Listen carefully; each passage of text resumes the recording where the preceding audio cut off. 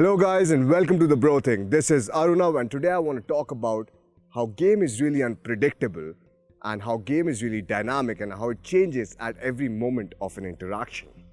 Now, I want to share a story before I even start this topic. So this was back in the day when I was learning game and I was 1 year in the craft, and this happened in front of Attica, the club I usually used to game outside of because I was not really allowed to go inside. I was underage. So I started approaching girls outside the club, and I approached this one really beautiful girl and we really gelled really well.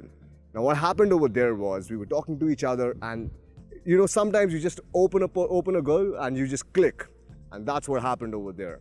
Now, I was talking to her, but I used to game alone because I didn't have any wings. I didn't have any person to assist me while I was gaming, and people used to think I was a creep back then, so I used to do it alone. Now when I was doing it, and I approached her, everything went well, the set was really good, and the girl was really interested. Now we're talking, and she was with two other girls, so there are three girls. I approached, three of them. I made friends with the other two, and I was talking to the one other girl, and they're like, okay, let's hit the club now. Now what happened was when they were going to the club, I was like, hey, listen, I really don't want to go to the club. Why not just sit outside? So we sat outside the club for about 45 minutes. We had a really good connection. And everything was good, right? She's gonna come to my place, I'm sure about this. And she tells me, hey, listen, I have to go inside the club and I have to tell my friends. Now guys, I've already told you one story which happened with me outside Attica, when I did this thing and the girl went inside and some 80-year-old guy pulled that girl in front of me. And if you have not heard this story, click on the link on the top and you can go and check out that video. A lot of lessons over there as well. Now what happened was, the shit has already happened with me, so I don't want it to happen again. Now, I tell her, hey, listen, I'm not going to wait for you outside the club. I'm going to go home. She's like, okay, give me 20 minutes. Give me 20 minutes and I'm going to come back. So I'm like, all right, all you get is probably 10 minutes. I'm going to wait outside and, that's about it. She's like, okay, why don't you keep my phone, unpredictable, like if girls are tipsy, they do shit, which is unpredictable. He's like, take my phone and, I'll come back for sure. And this is, your leverage. I'm like, all right, why not? So I take a phone, I'm waiting outside, and 10 minutes pass by. And I'm just checking my watch, I'm like, this is shitty, 10 minutes have already passed by. Last time what happened with me, I ended up waiting for 4 hours, right? And I didn't want to do this again. It is emotionally traumatizing. And I learned from my mistakes. So this time I was like, okay, I'm gonna give the phone to the bouncer and I'm gonna bounce off. So I go to the club bouncer and I'm like, hey, listen, there's this girl who went inside, just give her the phone or don't give her the phone. It doesn't really matter to me. I'm gonna leave. The bouncer's like, hey, listen, you are outside the property, right? This phone was found outside the property. So the club is not responsible for this. I'm not going to find out the girl and I'm not even going to take it. So I'm like, okay, so what do I do with it? He's like, I don't know, man, just keep it. So I went outside, I'm sitting by the river. I'm like, okay, I'll wait for her for another 15 minutes, right? Before throwing the phone in the river because I was pretty fucking angry at that time. So I'm just thinking all these weird thoughts are coming in my head. And I suddenly see the girl outside. She's kind of tipsy, she's just going out and it seems like her mood is off, right? She's running off and she's going from the club to the taxi spot, and I just spot her, right? Because I'm sitting near the river. So I walk up to her and I'm like, hey, damn dude, I was waiting for you. She's like, oh, I had a fight with my boyfriend's friends and this shit happened and I completely forgot I gave you my phone. I could not even book a cab. I want to take a cab. And I'm like, all right, let's go together. So we start going towards the taxi stand and there's three mean looking guys just, following us. So these guys are passing comments like, hey motherfucker, where are you taking this girl? Who are you? And all that, right? So I'm like, hey, I know her from before.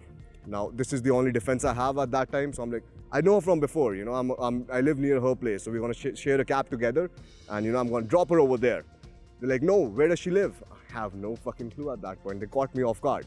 They're like, where does she live? Where does she live? What's her name? So I did not even remember her name, because when we were talking, it was way back and we just exchanged our names. And, Chinese names are a bit different, I would say. So I did not remember her name, all right? And at that point, what happened was the guys get fucking angry. They get fucking pissed. They're like, we're going to beat you up, man. You're trying to pull a girl from us, right? It's that kind of a situation over there. Now, what this girl does is, I'm like, hey, listen, if you want me to leave, I'll leave. What this girl does is she hugs me and she starts making out with me, right, in front of those guys. And the guys are really fucking angry now because Now you have to understand who these guys are. These guys are this girl's boyfriend's friends, right? Who want to fuck the girl too?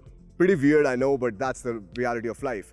So what happened was she starts making out with me. The guys get agitated and I don't know what to do. So I pretend to do a fake phone call to the cops, right? Now, one thing I remembered, it was my 1 year staying in Singapore and I did not even remember the number of the police, right? It's such a safe place. So I just pretended to be on a fake phone call, and luckily because it was Clarky, there's cops everywhere. So there was a cop car, right next to us. And we told him, hey, listen, can you drop us to the taxi stand? Like my friend is kind of, wearing high heels. She can't really walk that much. They're like, all right, not a problem, sit in the back seat, and they dropped us to the taxi stand. The guys thought that I called the police came, right? So they backed off. Now at that point, I'm like, all right, the pull is done and I'm gonna take her home now, right? Now I wanna tell you how game is really unpredictable, guys. Like it's really, really unpredictable. So we will go to the taxi stand, we can't find a taxi. Next thing we do is I'm like, hey, listen, there's a taxi stand right 500 meters across. So let's go to the other taxi stand. Now we go to the other taxi stand, and as soon as I'm hailing a cab, hey, listen, I'm stopping a cab, there's some other guy shouting from there, right? And he's shouting her name, and she turns around, she sees him, and they run to each other and they hug each other like in some whole Hindi movie. Now once this happens, I'm like, whoa, I was gonna pull, right? What is this? So I'm like, I don't really want to deal with this. It was already 5 a.m. at that time. I'm really tired. And I'm like, okay, let's just see what happens. So I go to the guy, and the first thing I have to do is I have to figure out the relationship between the guy and the girl so I can know what kind of emotional investment is there. Now, a lot of people do this mistake. They do not try to figure out the relationship, right? And if it's a brother, definitely, I might be unable to pull her, right? And if it's a friend, then it's easier to pull, and it's different calibration required. So figure out the relationship if this shit ever happens with you. So I figured out the relationship, and what I figured out was this guy was her ex.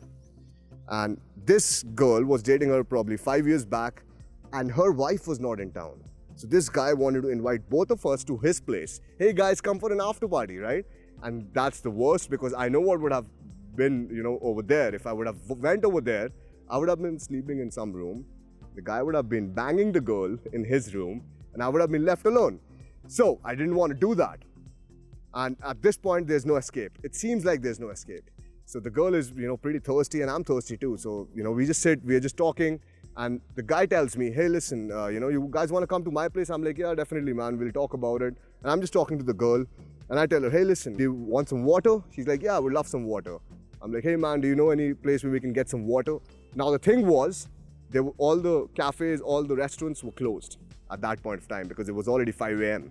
So the guy is like, okay, I'm going to go to the nearby 7-Eleven and get you some water.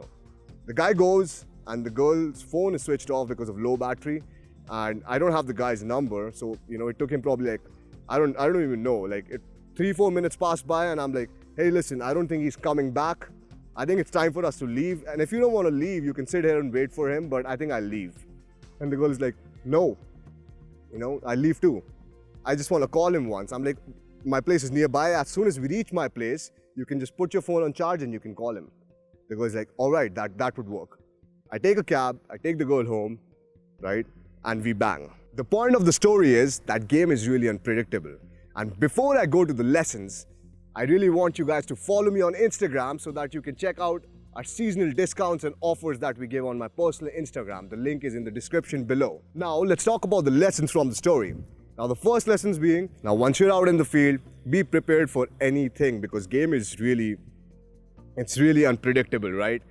One moment you're gonna pull the girl, second moment a guy comes in, third moment you get cock blocked. So be prepared for anything, guys. Be prepared for anything that is thrown at your way, and stand your ground. Really, really stand your ground. Now, I see this with a lot of people. A lot of people make this mistake. A lot of beginners make this mistake. They go in the set to get ejected, to come out of the set, right? It's much easier for them to come out of the set just to stay in the set. And I've seen this with a lot of people. The interaction is going so well. And the guys, they have this negative thought pattern and they eject themselves, right? And I've seen this with a lot of people. Now, if I had this issue, I wouldn't have been, talking to the other guy, dealing with the other guy, dealing with the 3 guys, and then, taking another cab. I would have been like, oh, it's too much for me. I got to leave.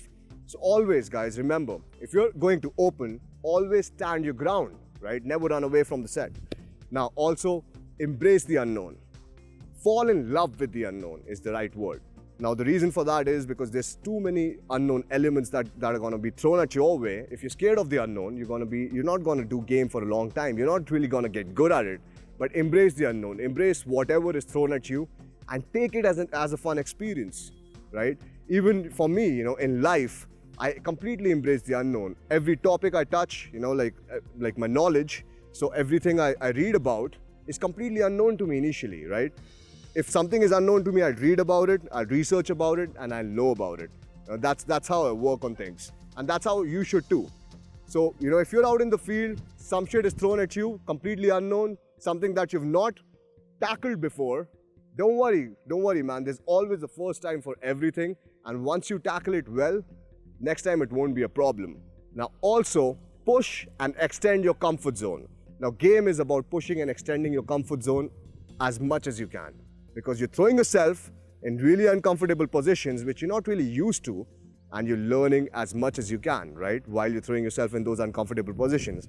What it does is it also grows your core confidence. It also builds you up as a man. It builds your character. Now, the most important thing, guys, is to do breakdowns when you come home. Now, what I mean by this is, once you're out in the field, don't think about it too much. But once you come back, write down what were your mistakes, what you could have done better. Now, because of the breakdowns, I was able to, pull this goal this time.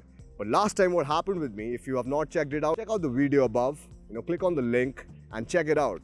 I got cock-blocked by a 60 or 70-year-old guy, right? And just because of that, I came back home, I did my breakdown, and because of that reason, I could pull this goal off. And before ending this video, I also want to tell you about this 1-hour live workshop, which we host every month. So if you have not signed up yet, go to our Facebook group, join our Facebook group, or follow me on Instagram, where we are going to share the details. And it's going to be once every month, where you get to ask your questions directly to me. This is Arnav. Until next time.